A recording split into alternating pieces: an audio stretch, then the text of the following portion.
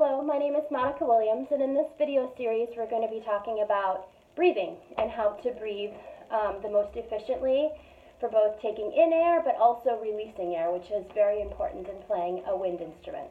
I want to start off with the second in my series because I feel as Western teachers and players, we tend to neglect this until the later stages of playing.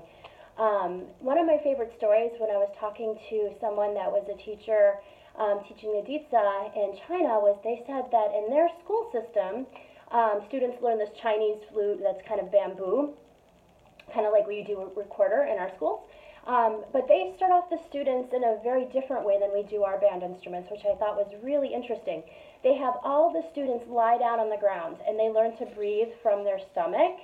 And then they have them sit up and they do the same thing.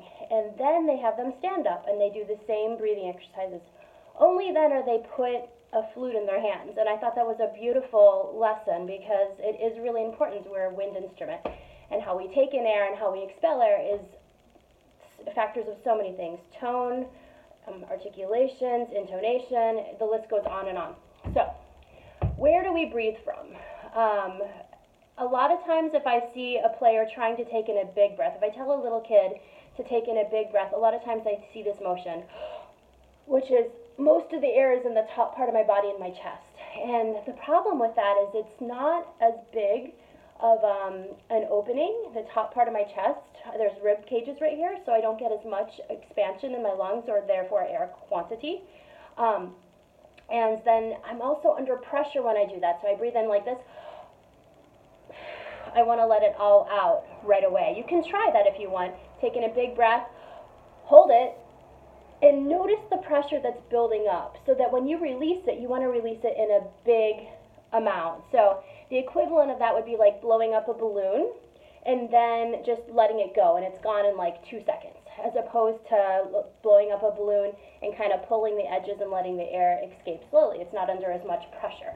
And that's what we kind of want to do as flute players. So the first thing I'm going to have students do is just be aware of where we're placing the air in our body. And I try to get students to think from 2 regions. One is to think from kind of breathing from our back. So I actually have you take your hands and put them kind of towards the sides of your hip, a little bit towards your back like this over here. And you're going to breathe in so you can feel those 2 regions expand. So try that right now with me.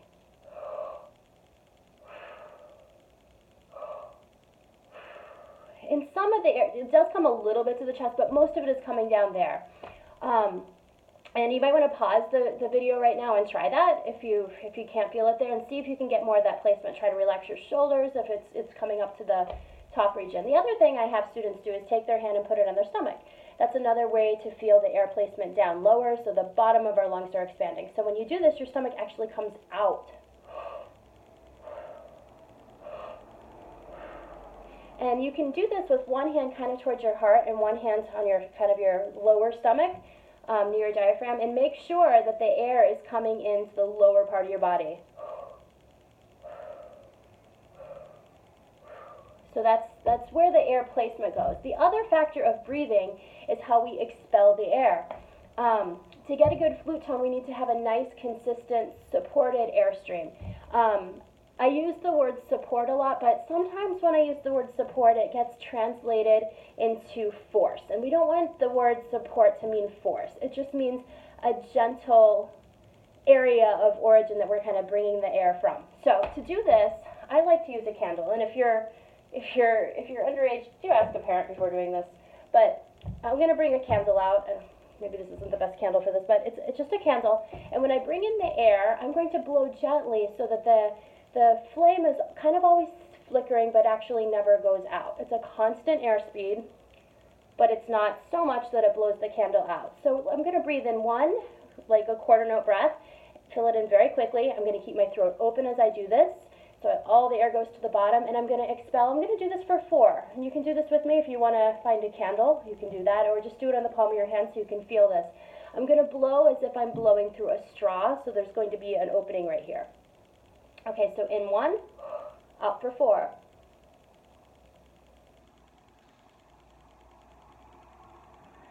I don't know if you can see that well in the video, but the flame is kind of flickering like this. And then I'm going to do that same exercise, and I'm going to repeat it for 6.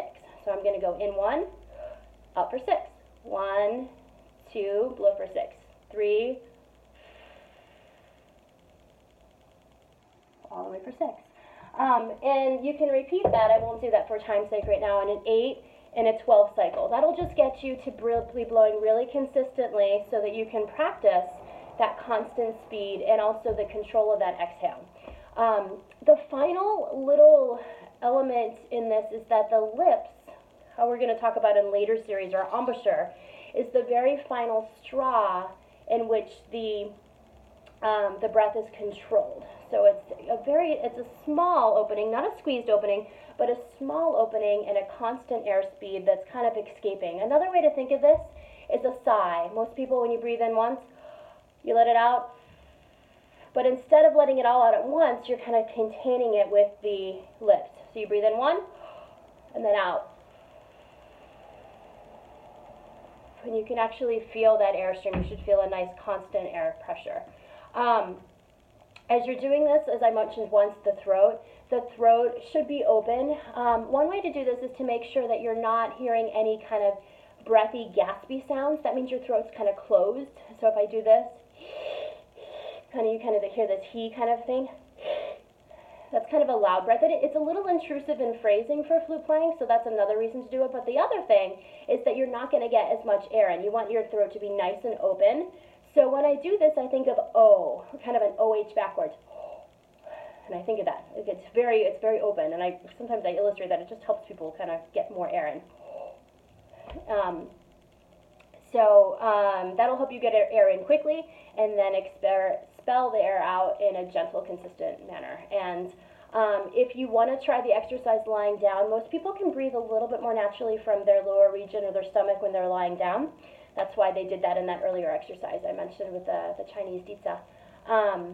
So you might want to start there. If you're having trouble and everything is coming up to the top region, lay down, breathe in from the stomach.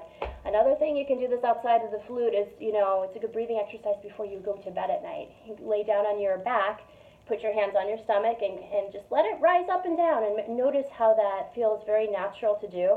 And then you can work on some controlled breathing with different kind of counting. 1 in, 4 out. You can even do like 4 in to control the expansion in the inward, or the breath in and then out for 4. Have fun with this, but practice breathing and don't neglect it in your practice because it's very important. All right, that's all for now. If you have any questions on this subject, feel free to email me. It's on my website. My website is BayAreaFlutist.com.